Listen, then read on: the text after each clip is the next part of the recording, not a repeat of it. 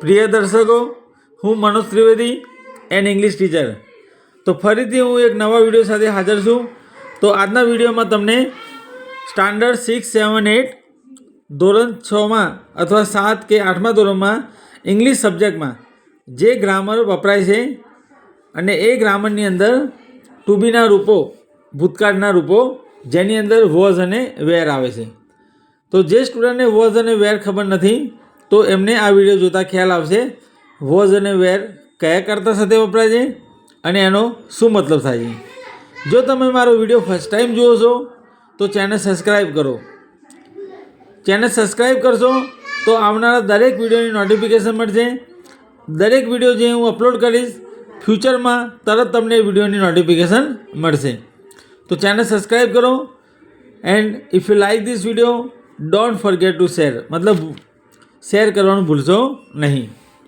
તો અહીંયા મેં આ પેજમાં લખ્યું છે, તમે જોઈ શકો છો, યુઝીસ ઓફ વોઝ વેર, મતલબ વોઝ અને વેરના ઉપયોગો, કેવી રીતે વોઝ અને વેર વપરાય છે. જેમ આપણે લાસ્ટ વિડીયોમાં જોયું કે એમ ઇઝ આર એ વર્તમાન કાળમાં વપરાય છે, જ્યારે વોઝ અને વેર ભૂતકાળમાં વપરાય છે. હવે આપણે એનો મતલબ જોઈશું. પહેલાં વોઝ એટલે હતો, હતું અને હતી. જેમ કે હું બગીચામાં હતો, હું મંદિરમાં હતો, મારા મમ્મી ગુસ્સે હતા, મમ્મી અને પપ્પા બંને પરીક્ષામાં સમજાવતા હતા. તો અહીંયા આપણે વોઝ અને વેર જે રીતે આપણે વાક્યમાં જોઈ શકીએ છીએ. તો બહુવચન માટે જેમ મેં તમને વાક્ય કહ્યું કે મમ્મી અને પપ્પા તો પરીક્ષાની તૈયારી કરાવતા હતા.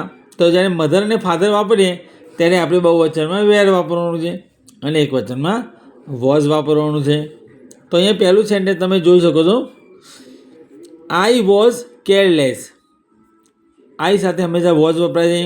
ફરીથી રિપીટ કરું છું દોસ્તો, I was, he was, she was, it was. મતલબ જ્યારે કરતાં એક વચન હોય ત્યારે વોઝ વપરાય છે અને બાકીના યુ, વી અને ધે એની સાથે વેર વપરાય છે. એટલે કે you were, V wear or they were, મતલબ તેઓ હતા. ધે વેર એટલે પહેલું સેન્ટેન્સ આઈ વોઝ કેરલેસ, હું બેદરકાર હતો અથવા હું બેદરકાર હતી. તો અહીંયા આઈ વોઝ કેરલેસ, હું બેદરકાર હતો. કેરલેસ એટલે બેદરકાર, લાપરવાહ, એટલે આઈ સાથે વોઝ વપરાય. બીજું sentence I was in the temple, હું મંદિરમાં હતો. I was in the temple, હું મંદિરમાં હતો. Third, Sneha was hungry yesterday. તો ગઈકાલે સ્નેહા ભૂખી હતી. Sneha was hungry yesterday. Sneha છોકરી છે, સી એટલે વોઝ વપરાય છે. Number 4, Mayank was very upset. Mayank બહુ ઉદાસ હતો. મયંક એટલે હી, એટલે એક વચનમાં મયંક એટલે આપણા માટે હી છે અને સ્નેહા સી છે, મતલબ એક વચન છે એટલે વોઝ વપરાય છે. Number 5, A cat was naughty. A cat was naughty. બિલાડી તોફાની હતી. બિલાડી મસ્તીખોર હતી. કેટ એટલે એક વચન છે, એના માટે આપણે ઈટ વાપરીએ છીએ, આઈટી. એક વચન એટલે એની સાથે વોઝ વપરાય છે. 6, એ સ્નેક વોઝ અંડર એ કોટ. સાપ ખાટલા નીચે હતો. એ સ્નેક વોઝ અંડર એ કોટ, મતલબ એનો મતલબ થાય છે સાપ ખાટલા નીચે હતો. સાપ એક વચન છે એટલે ઈટ વપરાય એના માટે, એટલે એની સાથે પણ વોઝ આવે. નંબર 7, યુ વેર વિથ અસ. તમે અમારી સાથે હતા અથવા તમે અમારી જોડે હતા. યુ વેર વિથ અસ, તમે હતા એટલે યુ સાથે વેર આવે. જ્યારે આપણે ગુજરાતીમાં કહેવું હોય તું હતો અમારી જોડે અથવા તું અમારી જોડે હતો, અમારી સાથે હતો, તો પણ યુ સાથે વેર આવશે. You were with us. 8, you were obedient. તું આજ્ઞાકારી હતો અથવા તમે આજ્ઞાકારી હતા. You were obedient.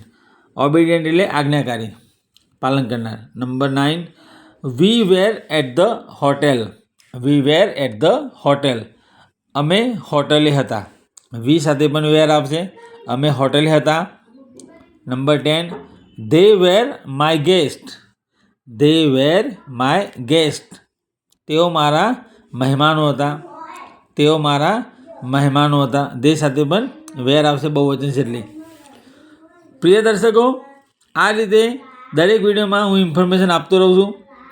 જે સ્ટુડન્ટ કોઈ પણ લર્નર જે ફર્સ્ટ ટાઈમ વિડીયો જોઈએ છે પહેલી વાર, જો તમે મારી યુટ્યુબ ચેનલ પર નવા છો તો સબસ્ક્રાઈબ કરવાનું ભૂલશો નહીં અને વધુ ને વધુ જેટલા મેક્સિમમ લોકોને ઇંગ્લિશ શીખવાની જરૂર છે તો એમને વિડીયો શેર કરો. વધુ ને વધુ લોકોને મારો વિડીયો પહોંચાડો. જે લોકોને ગ્રામર અને શબ્દભંડોળ શીખવું છે તો they can get my number, they can get better knowledge from calling me. તો આ રીતે વધુ માહિતી માટે તેઓ મને સંપર્ક કરી શકે છે. તો વિડીયો જોતા રહો. Continue waiting for the next video.